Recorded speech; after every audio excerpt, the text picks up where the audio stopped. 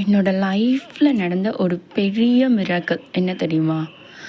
ஆக்சுவலாக இவர் எதுக்கு என் லைஃப்பில் வந்தார், ஏன் வந்தார், எதுக்கு வந்தார், எதுவும் எனக்கு தெரியாது. ஆனால் என் லைஃப் இவர் வந்ததுக்கப்புறம் ரொம்ப அழகாக மாறிடுச்சுன்றது மட்டும் எனக்கு தெரியும். என்னை நம்பி எப்படி இவ்வளோ பெரிய ஆர்டர் என் கைக்கு வந்துச்சு, நான் எப்படி அந்த ஆர்டரை அக்செப்ட் பண்ணேன், அந்த ஆர்டரை நான் கையில் எடுக்கும் போது எனக்கு எனக்கு எதுவுமே தெரியாது. இதை நான் எப்படி பண்ண போகிறேன், என்ன மெட்டீரியல் யூஸ் பண்ண போகிறேன், எந்த ஒரு ஐடியாவுமே இல்லாமல் ஜீரோவில் முழிச்சிட்டு இருந்தேன். பொறுப்பு மொத்தத்தையும் அவர் கையிலேயே கொடுத்துட்டேன். முருகா, நீ பண்ணி கொடுக்க சொல்லியிருக்க, எனக்கு எந்த ஐடியாவும் கிடையாது, இதை நான் ஃபுல்லாக முடிக்கிற வரைக்கும் நீ தான் என் கூட இருந்து முடித்து வைக்கணும் அப்படின்னு சொன்ன அடுத்த செகண்ட் எனக்கு ஒரு ஸ்பார்க் கொடுத்தாரு. எப்படி பண்ணுன்ற நாலேஜ், ஐடியா எல்லாத்தையும் கொடுத்தாரு.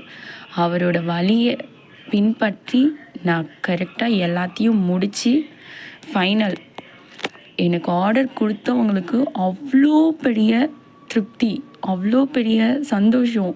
அவங்க என்னை அவ்வளோ ரெஸ்பெக்ட் பண்ணாங்க. அதெல்லாம் பார்க்கும்போது எனக்கு கண்ணீர் தான் வந்துச்சு. அந்த அளவுக்கு இந்த முருகன் என்னோடய லைஃப்பை ரொம்பவே சேஞ்ச் பண்ணிட்டாரு.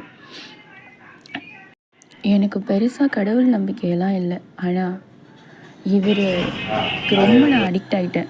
இவர் இருந்தால் நம்ம லைஃப்பில் என்ன வேணால்